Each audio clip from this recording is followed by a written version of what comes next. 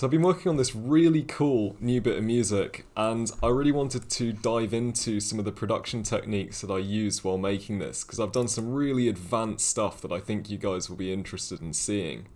And if you're a music producer, the chances are at some point you've run into VST or VST3 or audio unit plugins before. These are third-party bits of software which you can import into projects which you're making in your digital audio workstation. They allow you to do things which your DAW may not have as inbuilt functionality, but you run the risk, since they're made by third parties, that they may not play nicely with your DAW or with each other. So sometimes you can get things causing crashes like the one that you saw earlier, where your project file is basically soft-locked, it just won't open at all. Ableton doesn't really provide you with any tools to help you diagnose why this might be happening. The idea of this program is to show you what's in your project and then find out what's causing it to go wrong. A common way of diagnosing which VST or VST3 plugin is causing a problem in your project file is to go to your VST plugins folder, take the DLL or the VST3 file, move it out of your VST folder, and place it on, say, your desktop or something, and then start Ableton up.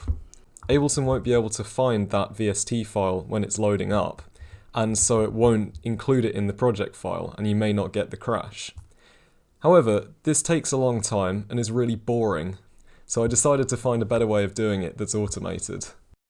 A quick note about how Ableton stores project files. A project file which ends in a .als Ableton LiveSet extension is actually a gzipped XML file. So one thing that you can do is open them using an application like 7-zip. So if I just click on extract here, I get a file out of that. And I can rename this to be moogsesh.xml. And then I can open this using something like VS Code. You can see here that I've got this absolutely huge XML file containing all of the information about this live set. This is not a particularly big project, but it's generated a lot of data about it. And one thing that I found you can do is by searching for the name of a plugin you know is used in your project file, such as FabFilter, and you can actually find out how Ableton stores information about each of the plugins used in your project file. So for example, here in plugin description, you can find out information such as the file name and the plugin name. This file name can be correlated against the name of a file in your VST folder. A quick note before we start. This is a Java project which is built using Maven. So before you start doing anything with this, you're going to need to check that you have Java and Maven installed. You can do this by typing java-version on a command prompt, and that will give you the version of Java that you're running, if you have it. And you can check that you have Maven installed by typing mvn-v, which will give you the version of Apache Maven that you've got. If you find that those don't give you anything back, I'll leave instructions in the README that will tell you how to get those two things installed. Okay, you're good to go. Firstly, download WhoCrashedMyProject from GitHub. Inside this folder, you should see a couple of subfolders. This includes WhoCrashedMyProject, which is the actual Java project for this, and this is what you will run in order to automate isolating each plugin. And also I've included a project file which crashes for me. I think this is unlikely to crash for anyone else using this, as you may not have all of the same plugins, but I just thought I'd throw it in just in case you want to try it out. A quick note before you do anything using WhoCrashedMyProject. This thing is going to move VST files around on your computer. I want to make sure nothing goes wrong during that process. Just make a copy of your VST plugins folder first, just to be safe. It also does this with VST3s, so I would make sure you also take a copy of your VST3 folder as well. Alright, so we're pretty much ready to get started. First of all, open up the WhoCrashedMyProject folder and look for the paths.property file. Open this up. This is a file that gives information to the Java program, and you need to include the path to your VST folder, to your VST3 folder, and the path to specifically Ableton Live 10 Suite.exe, which is actually inside the Ableton package. Once you've input these, you can then open a command prompt. Make sure you run your command prompt as administrator, as the VST plugins and the VST3 plugins folders are both locked to only be editable by an administrator by default on Windows. And as we need to move these files around, the command prompt which runs your Java program needs to be an administrator command prompt. So you need to navigate to where you've got your pom.xml, which is inside this inner WhoCrashedMyProject file here. If you open the README, which is in the outer folder, I've included a command here which will compile and run the Java program using Maven.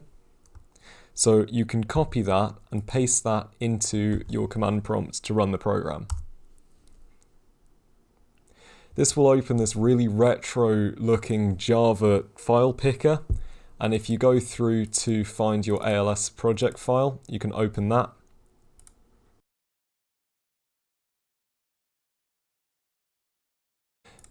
And it's now isolating an individual VST or VST3 file. You can have a look inside WhoCrashedMyProject and see that an isolation folder has been created, and it's now isolating vital.vst3. It actually goes through the VST plugins and VST3 plugins used in a random order to make sure that there's no chance of them interacting with each other to produce different kinds of crashes. If you're suspicious of a result, you can just run this multiple times to see them done in a different order. Now Ableton has been opened and you can see that it's got a program error here, which means that this plugin Vital wasn't the one responsible for the crash. So I can press OK, and this will proceed to then isolating the next plugin, which is Serum. Serum didn't cause a crash, so you can press OK. And you can just go through this process until Ableton opens correctly, and that will indicate that the plugin that is currently isolated is the one that's causing the crash on opening the project. And you can see now that we're isolating this plugin, Ableton actually loads correctly and can open the project file again. So we've found the culprit, we found which plugin is causing this not to work, but the program hasn't quite finished running yet. Make sure that once the project file opens correctly, you close Ableton again. The program will actually open Ableton twice if the plugin that is removed allows Ableton to work, because this allows Ableton time to redetect the plugin has been moved back out of the isolation folder. And now allow it time to isolate the remaining plugins, just going through the rest of the list.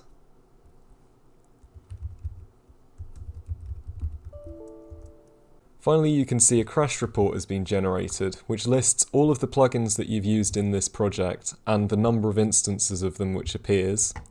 And you can see that the VST which caused the crash has been highlighted in red. So you can now take that plugin and you can move it into an isolation folder so that Ableton doesn't try and open things with that in again. And you can see that the file explorer that I had on the left there, which had the isolation folder open, has now closed automatically because the isolation folder has been cleaned up and deleted. So now that I've got a result from this, and I know who is crashing my project, I can find the plugin which is causing a problem, and I can isolate it until I get it working again. And in the meantime, I've now salvaged a project which otherwise I wouldn't be able to use. So I hope this video and this software has been useful to you.